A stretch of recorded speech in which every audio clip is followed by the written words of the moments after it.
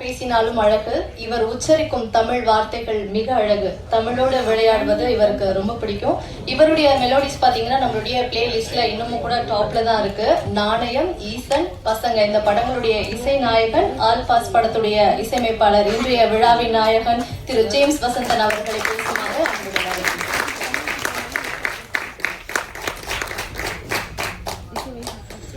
ஏற்கனவே ரொம்ப காலதாமதமாயிருச்சு. பாதி யூடியூபர்ஸ், கேமராமேன், பிரஸ் எல்லாம் வெளியே அனுப்பிவிட்ட சகோதரி வினோதினிக்கு நன்றி. நிறைய இவர் ஜேபி சார் சொன்ன மாதிரி பேசணும்னு நினைச்சோம், ஆனால் ரொம்ப காலதாமதமாயிருச்சு. நான் இசையமைப்பாளர்னால என்னுடைய பகுதியோடு நிறுத்திக்கிறேன். ஆனால் மோகன் அழகா அவருடைய தனிப்பட்ட பஞ்சாயத்தை தொடங்கி வச்சனால அது இந்த பொது மேடையிலேயே தீர்த்துட்டோம்னா சரியா போயிடும் நான் நினைக்கிறேன். அதாவது 3 பாடல்கள் என்னோட உதவி இசையமைப்பாளர் விபின்க்கு நான் எழுதியிருக்கேன். சொன்னான்னு கேட்டார்ல, இதையும் சொல்லலை. அவர் இசையமைப்பாளரான முதல் வாய்ப்பை எனக்கு இன்னைக்கு வரைக்கும் சொல்லலை. ஏன் என்கிட்ட மறைச்சான்?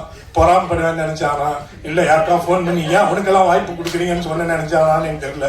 இன்னைக்கு வரைக்கும் நான் இசையமைப்பாளர் ஆகுறேன், எனக்கு வாய்ப்பு வந்திருக்குன்னு சொல்லவே இல்லை. ஆனால் 3 சீரியல் பண்ணிட்டான், நிறைய பண்ணிட்டாங்க. ஏன் அந்த மறைச்சான்னு என் மனைவிக்கு வருத்தம். ஆனால் நான் வருத்தப்பட மாட்டேன்னு அவனுக்கு நல்லா தெரியும். நான் யார்ட்டையும் எதுவும் எதிர்பார்க்கிறவனே இல்லை. எல்லாரையும் புரிஞ்சுக்குவேன். ஏதோ ஒரு காரணத்தினால நம்மகிட்ட மறைக்கலாம்னு புரிஞ்சுட்டு இன்னைக்கு வரைக்கும் சொல்லல. இதை தனியா சொன்னா எங்களுக்குள்ள புரிஞ்சு போயிடும், மற்றவங்களுக்கு பாடம் ஆகாதுன்னு பொது மேடையில் பதிவிட்டு விட்டேன். இனிமே அப்படி பண்ணக்கூடாது. யாருக்கும் மறைக்க வேண்டிய அவசியம் இருந்தா காரணம் இருந்தா பண்ணலாம். நன்றி மோகன், தேங்க்ஸ் டு யூ. சரி, எனக்காவது நீ சொல்லு, அந்த 3 பாடல் என்னத்துக்கு எழுதிக்க? படமா இல்ல சீரியலா? சீரியலா எப்படி சொல்ல மாட்டாரு, அதனால நான் வாட்ட அப்புறம் ஃபோன் பண்ணி தெரிஞ்சுக்கிறேன். சரி, நேரடியாக விஷயத்துக்கு வருவோம்.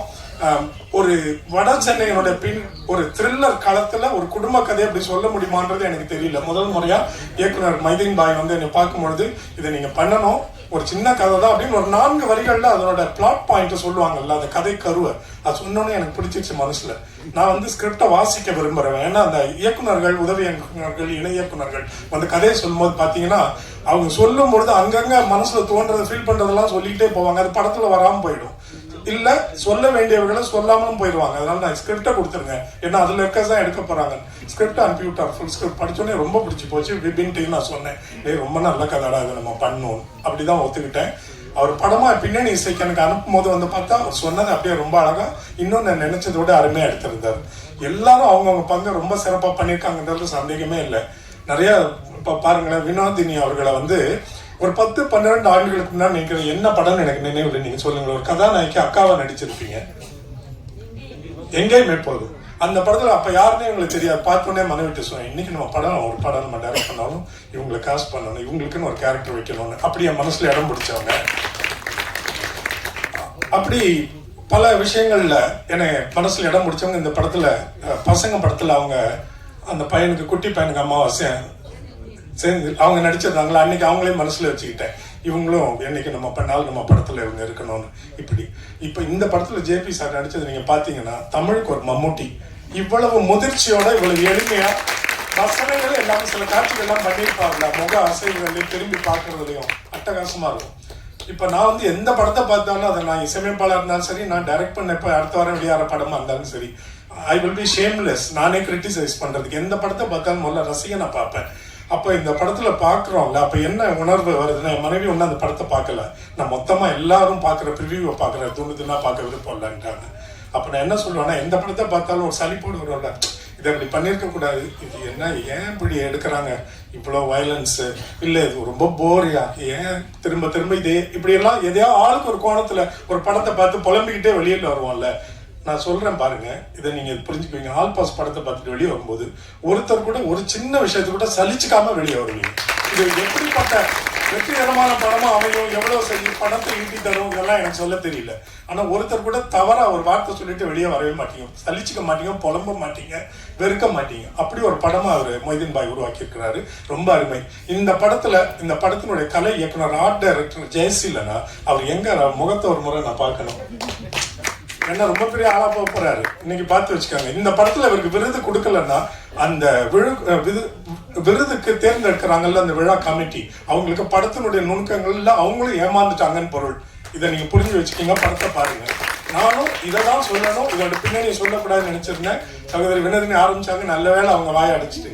நீங்க படத்தை பாருங்க, உங்களுக்கு தெரியும். அதுக்கு பிறகு வர பேட்டிகள்ல இயக்குனர் சொல்லுவாரு, உங்களுக்கு கண்டுபிடிக்க முடியாது. அப்படி ஒரு சில விஷயங்களை நுணுக்கமா பண்ணியிருக்காரு. ரொம்ப என்னை கவர்ந்தவர். சரி, இந்த பாடல்கள் பண்ணனால நான் நேரா அதுக்கு வந்துடுறேன். இசையமைப்பாளருக்கு இந்த மாதிரி மேஜர் கோர் டெக்னீஷியன்ஸ் எல்லாருக்கும் அடையாளம் கிடைச்சிரும் பொது தளத்துல. அந்த இந்த பாட்டு உங்ககிட்ட வந்து சேர்க்கிறவங்களுக்கு அடையாளம் கிடைக்கிறது இல்லை. ஒவ்வொரு பாடல் பின்னாடி உழைச்ச எல்லாரையும் பத்தி நான் சொல்லிடுறேன். எனக்கு மோகன்ராஜன் வந்து ரொம்ப நெருக்கமானவன். அவருடைய முதல் படம் என்னுடைய இசையில அமைந்தது எனக்கு கிடைத்த ஒரு பாக்கியமா நான் நினைக்கிறேன். ரொம்ப அழகான வித்தியாசமான வார்த்தைகளை பயன்படுத்தி கருத்துக்களை ரொம்ப நறுக்குன்னு சொல்லக்கூடியவன். அவன் எந்த படத்துல பாட்டு எழுதினாலும் உடனே எனக்கு அனுப்பிடுவான், அப்படி ஒன்று வந்திருக்கு, இதை கேளுங்க சார், சிலது நல்லா இருக்கு, சிலது இன்னும் நல்லா இருந்திருக்கலாம், இப்படியெல்லாம் எங்களுக்குள்ள விமர்சனங்கள் உண்டு. அவன் முதல் சொன்ன அந்த கவிதைக்கு அப்புறம் ஒவ்வொரு முறை எனக்கு பாடல் எழுத வரும்பொழுதும் இல்லை ஃபோன் பண்ணும்போதும் இப்போ சார் இப்போ ஒரு கவிதை எழுதியிருக்கேன், இதை கேட்குறீங்களா? ஆனா இன்னைக்கு வரைக்கும் பாருங்க, நம்ம சந்திச்சு யாதுமாகி 2009, இது 2026, 17 ஆண்டுகளாகி இன்னும் கவிதை தொகுப்பா வெளியிடாம இருக்கிறான். அது என்ன காரணம்னு தெரியல. இந்த வருஷம் பண்ணிடலாமா இல்லை? ஏன்னா சில பேர், எனக்கு நிறைய கவிஞர்கள் தெரியும், முதல் கவிதை எழுதுறது வந்து அவங்க விட்டு போன காதலிக்காக எழுதுவாங்க, கடைசி வரைக்கும் மனசுக்குள்ளேயே சோகத்தை வச்சுக்குவாங்க, அது பதிப்பா வெளியவே வராது. அந்த மாதிரி ஏதாவது இருக்கான்றது எனக்கு தெரியல. மனைவி வரல இன்னைக்கு வரல, சரி அப்புறம் என்ன, இது நமக்குள்ளே இருக்கு. முதல் பாடல் நீங்க பாத்தீங்களே, ஆல் பாஸ், அதுவும் இந்த வர டுவேட்டும் ஒரு ஸ்கிரிப்ட்ல வச்சிருந்தாங்க. 2 பாடல்கள் வந்து படத்துல திரைக்கதையில எழுதப்பட்டிருந்த பாடல். மற்ற 3 பாடல்களும் காட்சி அமைப்புகளோட வர்றதுனால இங்க போட முடியாது, அதுல கதைகள் வெளியாயிரும், போட்டா லிரிக் வீடியோவா தான் போட முடியும். முதல் பாடல் ஆல் பாஸ் எழுதினது மோகன்ராஜன் தான், அதை பாடின கானா சிவா. உங்களுக்கு தெரியும், இவரோட குரல் வளம் வந்து ரொம்ப வித்தியாசமா இருக்கும். எப்பவோ பெரிய அடையாளத்தோட தமிழ் சினிமால கோல வச்சிருக்க வேண்டியவன் தாமதமாயிட்டே போகுது. பல ஆண்டுகளுக்கு பிறகு என்னுடைய இசையில மீண்டும் பாடி இருக்கிறான். இவன் கூட அழகான கோயில் போர்ஷன்ஸ் பெண்கள் வர பகுதியை பாடினது என்னோட உதவி இசையமைப்பாளன். அவன் தான் கேட்டவன், அவன் மனைவி நல்லவன், அவ பாடினது முகில் மயூரி. அந்த அழகான மென்மையான பகுதியை பாடின அன்பெனும் ஆலயம், அந்த வரிகள் சொல்லு. அன்பெனும் ஆழியிலே தேடி தேடி கண்டெடுத்த அப்படின்னு இந்த 3 குடும்பங்களை பத்தி கேட்பாங்க. முகில் மயூரி. இரண்டாவது பாடல் புதுசா. இந்த மாதிரி ஒவ்வொருத்தரா ஒரு இடத்துல நோட் பண்ணி வச்சுக்கல. அப்ப 10ஆம் வகுப்பு படிக்கும் போது என்னுடைய ஒரு தொலைக்காட்சி நிகழ்ச்சியில பாடகியா வந்த விஜயலட்சுமி அப்பவே மனசுல புரிய வச்சிருந்தேன், இன்னைக்கு நாள் இவளுக்கு நல்ல வாய்ப்பு வரும், பயன்படுத்திக்கணும்னு. அந்த விஜயலட்சுமி இவ்வளவு காலத்துக்கு பிறகு இப்ப என்னுடைய இசையில அறிமுகமாகி இருக்கிறேன். கூட பாடின அஜித் வரல. அஜித் அந்த மேல் வாய்ஸ் வந்து super singer junior title winner Vijay டிவில, அவர் இன்னைக்கு வரல. அஜித்துக்கும் நம்மளுடைய நன்றி சொல்லிடுவோம்.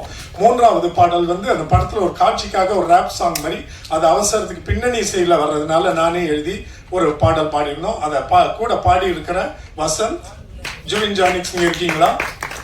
இல்ல இல்ல, அது ஸ்ரீராம் பண்ணியா? இல்ல, வசந்த் அண்ட் ஜூவின். ஓகே.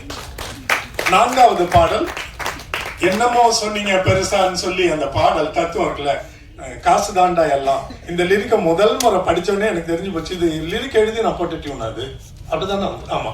இது வந்து மாண்டாஜ் சாங் மாதிரி இயக்குனர் முதலே திட்டமிட்டு இருந்ததுதான். அப்ப என்ன சொன்னார், இதுக்கு ஒரு டியூன் கொடுங்கன்னு சொன்னார். இது வந்து அந்த மாண்டாஜ், அதாவது படத்துல இருக்கிற கதையை காட்சிகள் மூலமா சொல்ற பாடல். அப்ப இதுக்கு வார்த்தைகளுக்கு தான் முக்கியத்துவம் இருக்கணும். அதனால முதல்ல கவிஞர் எழுதி இருக்கும். அவர் சுதந்திரமா எழுதின பிறகு நம்ம எப்படி வேணா டியூன் போட்டுக்கலாம்னு சொன்ன பிறகு மோகன்ராஜன் அட்டகாசமா எழுதி அனுப்பின வரிகள். அந்த வரியை முதல் வரியா எனக்கு அப்பதான் வாட்ஸ்அப்ல ஓபன் பண்றேன், பண்ண உடனே எனக்கு டியூனாவே தோன்றுனது. அப்ப அது வரிகள் மட்டும்தான் அந்த மாயத்தை நிகழ்த்த முடியும். அப்படி அழகா எழுதின மோகன்ராஜன் உனக்கு நன்றி. அந்த பாட்டை பாடினதும் கானா சிவாதான். அதற்கு பின்னணி கூட பாடி இருந்தவங்க, இந்த படத்துல பின்னணி எல்லாரும் பாடினவங்களே மொத்தமா இப்ப நான் அறிமுகப்படுத்திடுறேன். 5வது பாடல். 5வது பாடல் எப்படின்னா, படத்தோட கிளைமேக்ஸ் வந்து அது இப்படி படத்தை முடிப்பாரு நான் எதிர்பார்க்கவே இல்லை. அதை பத்தி நான் ஒண்ணுமே சொல்ல போறது இல்லை. ஏன்னா அந்த உணர்வு அப்படியே உங்களுக்கு ஃப்ரெஷ்ஷா திரையரங்கத்துல உங்களுக்கு கிடைக்கணும். ரொம்ப நீண்ட கிளைமேக்ஸ், வசனங்களும் குறைவு, ரொம்ப அமைதி. இது யாரை நம்பி ஒரு இயக்குனர் எடுப்பாருன்னா இசையமைப்பாளர் நம்பிதான். நம்மளால அந்த அளவுக்கு அது செய்ய முடியுமான்ற அச்சத்தை எனக்கு ஏற்படுத்தியது. அப்ப நான் என்ன மனசுல ஒண்ணு திட்டமே வச்சுக்கல. அந்த படத்தை பார்த்துக்கிட்டே வரேன். அது 10-12 நிமிடங்கள் அப்படியே நீளமா ஓடுது. அங்கங்க சில வசனங்கள் ஏதோ வரும், இறுக்கமான ஒரு சூழ்நிலை. அப்ப சில இடங்கள்ல பின்னணி இசை இருந்தா நல்லா இருக்கும்னு, அப்போ ஒரு இடத்துல இது பாடலா இருந்தாதான் அந்த உணர்வை முழுமையா வெளியே சொல்ல முடியும், அந்த வரிகள் மூலமாகவும் அந்த இசை மூலமாகவும். மோகன்ராஜன் வந்து இன்னைக்கு தமிழ்நாட்டில் ரொம்ப பிஸியா இருக்க கதாநாயகர்கள் மாதிரி அவரோட நேரம் உடனே கிடைக்காது. பாட்டு எழுதி வாங்கிலாம் நான் படத்தை அவருக்கு முடிச்சு தர முடியாது. ஏன்னா இந்த விபின் பாஸ்கர் உதவி சமைப்பாளர்கிட்ட அவர்கிட்ட அடிக்காத குறையாவா கெஞ்சாத குறையாவா, எப்படியோ என்னப்பா இன்னும் பின்னணி செய்ய முடிக்கலையா, நேரம் இது தயாரிப்பாளர் பதில் சொல்ல முடியல. உங்களுக்கு தெரியும் தயாரிப்பாளர் ஏகப்பட்ட போராட்டங்கள் பிரச்சனைகள் கிடையில தான் இந்த படத்தை அவங்க முடிக்கிற தருவாய்க்கு வந்தாங்க. அப்போ தெரியுமே உங்களுக்கு எல்லாம் டிகிரி ஏறிக்கிட்டே இருக்குமே வட்டி, அது முடிக்கணும்னு சொல்லும் பொழுது நான் இவருக்கு வரிக்கை காத்திருந்தா படம் இப்போதைக்கு வெளியாகாதுன்னு தெரியும். அதனால நிலவை பார்த்திபன் சொல்லி ஐடி இண்டஸ்ட்ரியில பெங்களூர்ல பணிபுரிஞ்சிட்டு இருக்க ஒருத்தர் நல்ல அழகான கவிதைகள் எழுதக்கூடிய ஒரு இளைஞன் எனக்கு சில ஆண்டுகளுக்கு முன்பு அறிமுகமானா. அவனுக்கு சொன்னேன், இங்க பாரு, இப்போ ஒரு நான் கதைக்களம் ஒன்று சொல்லுவேன், இது படத்துல பின்னணி செயல வரப்போகுது, காட்சிக்கு வலு சேர்க்கிற மாதிரியான வரிகள், இது பாடல் ஸ்டாண்டர்ட்ல ஒன் சாங் கிடையாது அப்படின்னு சொல்லி அந்த கதையை சுருக்கம் சொல்லி என்ன அங்க தேவைப்படுதுன்னு சொல்லி அனுப்பிவிட்டேன். அருமையா இருக்கு சார், இது எப்ப சார் வேணும் அப்படின்னா 5 நிமிஷத்துல வேணும். நீங்க சொன்னா நம்ம நீங்க வாட்ஸ்அப்ல டைமரோட இருக்கும்ல, உங்களுக்கு 5 நிமிஷத்துல வந்த பாட்டு அது. இது நீங்க கேட்கல, அதனால அதை நீங்க பாராட்ட முடியாது, உணர முடியாது. படத்தோட பாருங்க தெரிஞ்சு போயிடும். அந்த நிலவை பார்த்திபன் இன்னைக்கு பெங்களூர்ல இருந்து இந்த ஆடியோ ஒரு அறிமுக நல்ல நிகழ்ச்சி இவருக்கு வாய்ப்பு சினிமாவில் கிடைக்குதுன்னு சொல்லி ட்ரெயின்ல டிக்கெட் புக் பண்ணியிருந்தாரா. அப்புறம் தான் விபின் சொல்றான், அவருக்கு ட்ரெயின் வந்து 5 மணி நேரம் தாமதம் ஆயிடுச்சுன்னு சொல்லிட்டாங்கன்னு, நாளைக்கு வர முடியாமல் போயிருச்சு. நிலவை பார்த்திபனை அடுத்த முறை நீங்க இந்த படத்தினுடைய வெற்றி விழாவில் அறிந்து கொள்ளலாம். அவர் எழுதிய பாடல் அதை ரொம்ப அழகா உணர்வுபூர்வமா ஷிபின்ற ஒரு சூப்பர் சிங்கர் எல்லாம் பாடிக்கொண்டு இருக்கிற இங்க இருக்காரா? Shibi, please come forward. One of the most talented youngster this Tamil film industry is going to see in a couple of years. கூட பாடி இருக்கிற தர்ஷான் பெண், BA கர்நாடிக் மியூசிக் கலாக்ஷேத்ரால படிச்ச பெண். அவங்க 2 பேரும் அந்த பாடல பாடி இருக்கிறாங்க. வேகமா வாங்க, நேரம் ஆச்சு. தர்ஷா மற்றும் ஷிபி. ஷிபி ரஹ்மான் இசையெல்லாம் பாடிட்டாரு, எல்லாருடைய இசையிலையும் பாடிட்டு இருக்காரு. நீங்க இன்னும் ஒரு சில மாதங்களில் அல்லது 1-2 ஆண்டுகளுக்குள்ள மிகப்பெரிய இடத்துல இவரை பார்த்துக்கலாம். இப்பவே போட்டோ எடுத்து வச்சுக்கோங்க. One of the most talented singers I have come across. நன்றி.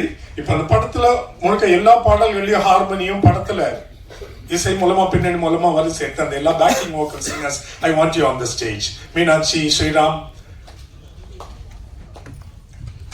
வேற யாரும் இல்லையா? வசந்த் வாங்க, வா அப்படின்னு நின்றுங்க. ஸ்ரீராம், மீனாட்சி, வசந்த், வேற யாரும் இருக்கீங்களா? சாட்சனா இருக்கியா?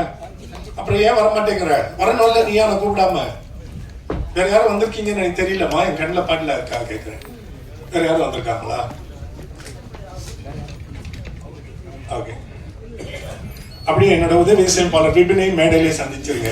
இவன் தான் இந்த பெருமைக்குரிய உன்னத இசையமைப்பாளர். அவர் ஏதோ சொல்ல சார், அப்படி இல்லை சார். அது பரவாயில்ல, அது எப்படின்றத அப்புறம் பேசிக்குவோம். இந்த படத்துல அந்த கதை ஆரம்பிக்கும் போது இது எந்த களத்தை சேர்ந்தது நம்ம வடசென்னை காட்டுறதுக்காக பின்னணியில இசையில இது ஒரு கானா பாட்டு மாதிரி அந்த பகுதியோட பாட்டு இருந்தா நல்லா இருக்கும்னு சொல்லி எனக்கு அறிமுகமாகி இருந்தா. இப்ப ஆட்டோ ஓட்டிட்டு இருக்காரு எங்க ஏரியா பக்கத்துல. அவர் பெரிய தொழிலதிபர் மாதிரி இருக்காரு. ஆனா பார்த்தா எனக்கு தெரியல. அவரை வந்து கூப்பிட்டு வாய்ப்பு தான் கொடுங்க சார் இருந்தார். உடனே கூப்பிட்டேன், இங்க வா, உடனே இந்த பாட்டை பாடு எனக்கு வந்துன்னு சொல்லி உடனே லிரிக்கோட வந்தாரு. எங்க இன்பக் கலீல் இருக்காரு இல்லையா? வரல. வந்திருந்தா அந்த கானா பாட்டு பாடினவர் அவரையும் அறிமுகப்படுத்தி இருப்பேன். விபின் பாஸ்கர் உதவி இசையமைப்பாளர் கௌரவித்து விடுங்கள். நாளைக்கு அவருக்கு நான் ஆட்டோகிராஃப் வாங்க வேண்டியிருக்கோம். 3 பாட்டு எழுதிட்டாராம எனக்கு தெரியாம. மோகன் ராஜ்கிட்ட எனக்கு ஒரே ஒரு குறை வருத்தம் உண்டு. அது அவர் மட்டும்தான் நிவர்த்தி செய்ய முடியும். சொன்னியா நீ உன் பேச்சுல? நான் கவனிக்கல. என்ன குறை அது? இன்னும் நீ ரஹ்மானுக்கு பாட்டு எழுதாதது என்னோட மனசுல பெரிய குறையா இருக்கு. நான் சொல்லிக்கிட்டே இருப்பேனே, அது விரைவில் நடக்கணும். என்ன கேட்ட எல்லாரும் எழுதிட்டார். எம்எஸ்வி சாருக்கு எழுதியாச்சு, இசைஞானி இளையராஜாக்கு எழுதியாச்சு. ஓ ஆமா, அவருக்கு லைவா 10 பாட்டு எழுதுனேன். எம்எஸ்வி 13 பாட்டு எம்எஸ்வி சாருக்கு எழுதியாச்சு. அவருடைய பிரிவுக்கு இளையராஜா சாருக்கு எழுதியாச்சு. அனிருத்துக்கு நிறைய பாட்டு எழுதியாச்சு. ஷான் ரால்டனுக்கு எழுதியாச்சு. கிப்ரானுக்கு எழுதியாச்சு. அதனால எனக்கு மனசுல இருக்க பெரிய குறை, ஒரு திறமையுள்ள இளைஞர் நம்ம மூலமா வெளியே வந்து இன்னைக்கு மிகப்பெரிய இடத்துல இருக்க மோகன்ராஜ் இன்னும் ரஹ்மானுக்கு பாட்டு எழுதலையே. விரைவில் அது நடக்கணும்னு நான் ரொம்ப ஆசைப்படுறேன். நன்றி உங்க எல்லாருக்கும். இந்த படத்தினுடைய வெற்றி விழாவில் மீண்டும் உங்களே எல்லா கேமராமேனோடையும் சந்திப்போம். அன்னைக்கு வினோதினி சகோதரியை நம்ம வரவழைக்க மாட்டோம். நன்றி. Thank you so much sir. அடுத்ததாக வட சென்னைக்கு ஒரு புதிய கலரை வந்து நமக்காக கொடுத்திருக்கக்கூடிய, அதுவும் தன்னுடைய முதல் படத்திலேயே அதை வந்து செய்திருக்கக்கூடிய ஆல் பாஸ் படத்துடைய இயக்குனர் திரு மைதீன் அவர்களை பேசுமாறு அன்புடன் அழைக்கின்றோம்.